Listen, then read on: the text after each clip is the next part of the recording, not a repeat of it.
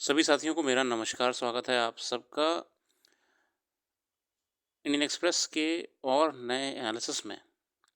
तो आइए शुरू करते हैं आज का एक्सप्रेस एनालिसिस बिना किसी देरी के। तो पहले पेज पे खबर है Donald Trump 47 president of United states of America की ओथ सेरेमनी को लेकर, जिस पे हम नहीं जाएंगे। हम बढ़ेंगे अपने एडिटोरियल की तरफ जो हमारे एग्ज़ाम के लिए इम्पोर्टेंट है। Mitigating aggravating circumstances death penalty cases, ये वाला आर्टिकल अच्छा है। आरजीकर मेडिकल कॉलेज को लेकर जो इंसिडेंट हुआ था एक मेडिकल इंटर्न डॉक्टर के साथ रेप का, उसको लेके इन्होंने कई और एस्पेक्ट्स भी खोले हैं। कहाँ पे ऑफेंसेस हैं, कहाँ पे आज भी रिफॉर्म्स की ज़रूरत है और कहाँ पे लैग कर रही है गवर्नमेंट इम्प्लीमेंटेशन पे। अगला आर्टिकल है annual meet begins in Davos, what is the world economic forum. अब डेवोस में हो रही है वर्ल्ड इकोनॉमिक फोरम की एनुअल मीटिंग। जानते हैं वर्ल्ड इकोनॉमिक फोरम क्या है और इस मीटिंग का क्या ऑब्जेक्टिव है। WEF is holding its annual meeting from January 2024 in Davos, Switzerland. Attendees will include European Commission's President Ursula von der Leyen, China's Vice Premier Deng Zhang, and other leaders in business politics. सब देशों के लोग आएंगे। The German professor Klaus Schwab founded the World Economic Forum. He was a mechanical engineering graduate who then earned a Master's of Public Administration degree from the John F. Kennedy School of Government at Harvard University. After working as professor for several years, he founded the World Economic Forum in 1971, originally known as the European Management Forum. He introduced the concept of stakeholder capitalism. In service of this idea, business, government, and civil society leaders annually make their way to Alps to consider the major global issues of the day and to brainstorm on solutions to address these challenges. What happens at WEF? Initially, Schwab focused the meetings on how European firms could catch up with US management practices. Events in 1973, namely the collapse of Bretton Woods fixed exchange rate mechanisms, मतलब ये world economic forum की meeting में कैसे economics को stable रखा जाए globally, इन सब की चर्चा करी जाती है। The WTO is largely funded by its partnering corporations. These are generally global enterprises with annual turnover greater than $5 billion. In 1998, participants emphasized the need to include major developing countries in process. One idea was to set up a body to include 20 countries, half developed economies and the other developing ones. Such a meeting of the what would become the G20 was held in Bonn, Germany later the year. ये meeting basically और economical flourishment के लिए करी जाती हैं। पहले ये European economics को लेकर था, मगर बाद में इसे और ब्रॉड कर दिया गया। अगला आर्टिकल एक लैंसेट की रिपोर्ट को लेकर चर्चा में है, BMI कैलकुलेशन को लेके। लैंसेट की रिपोर्ट आई थी, उसके बाद से BMI कैलकुलेशन को लेके बहुत से नए पहलू खुले हैं और कहाँ पे गलतियाँ हो रही हैं उसके बारे में बात करी है। The Lancet medical journal diabetes and endocrinology commission last week proposed a new definition and the method for diagnosing obesity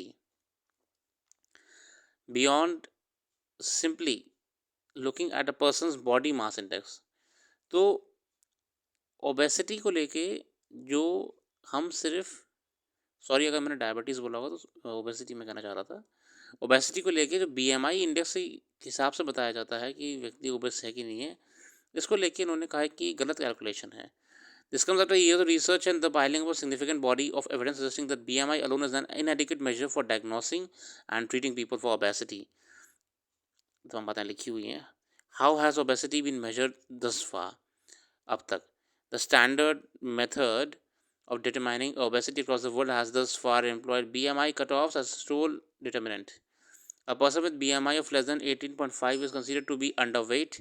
A BMI between 18.5 to 44.9 is considered to be normal.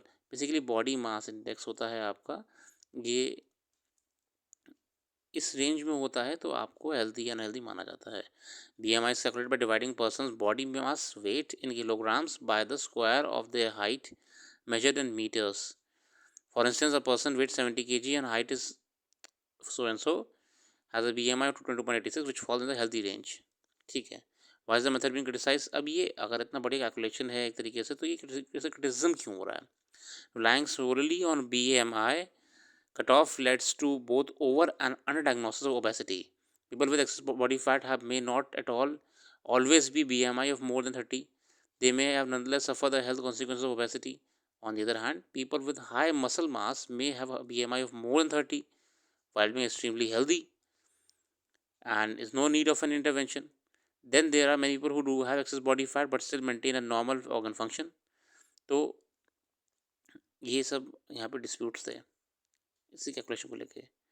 What is the Lancet Commission's new proposed definition of obesity? Obesity की new definition क्या दी है Lancet ने? Lancet Commission defines clinical obesity as a chronic illness that results in alteration in organic functions regardless of other conditions a person might have.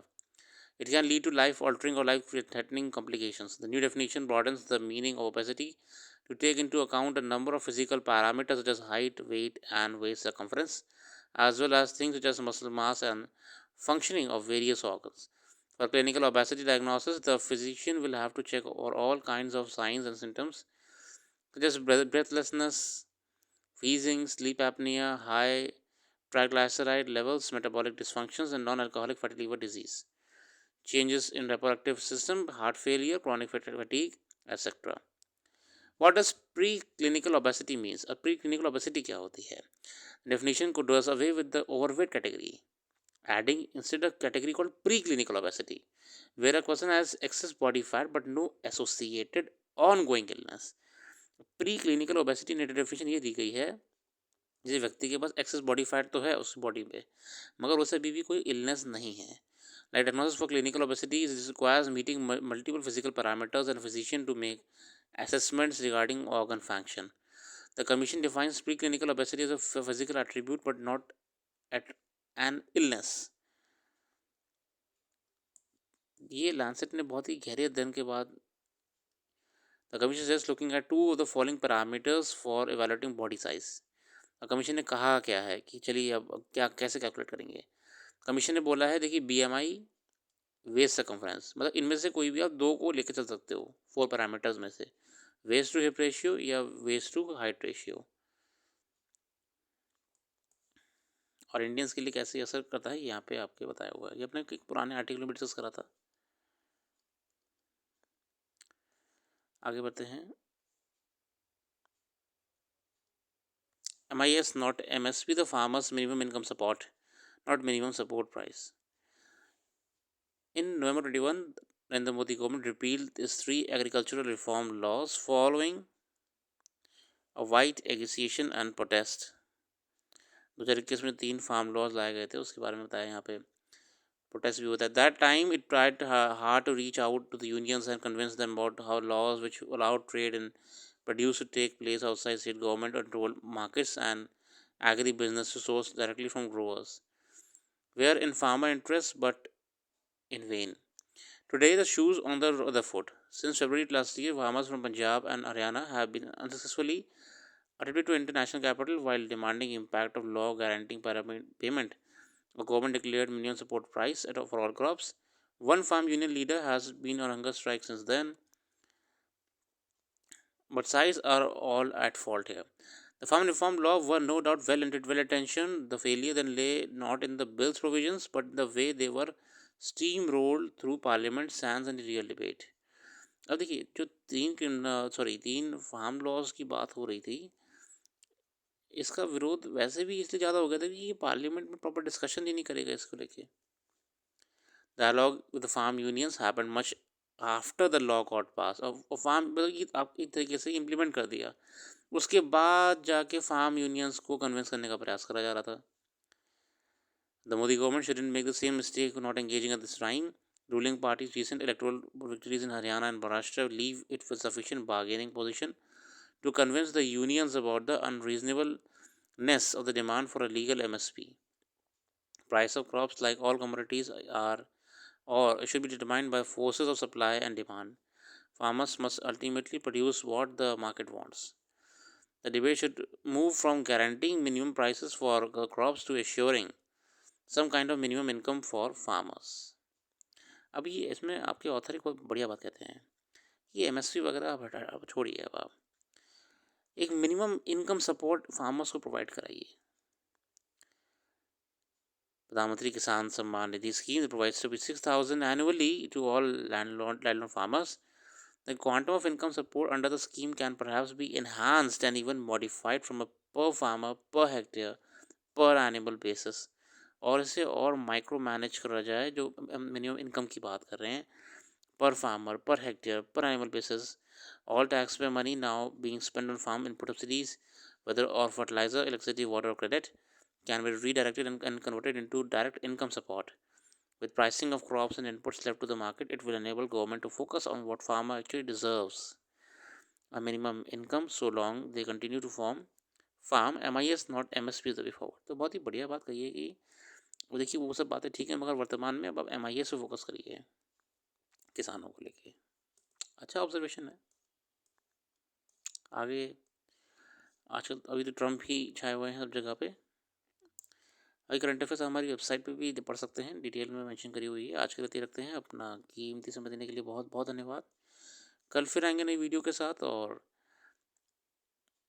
जुड़े रहिए और लोगों को भी पसंद आए तो जोड़िए। Thank you.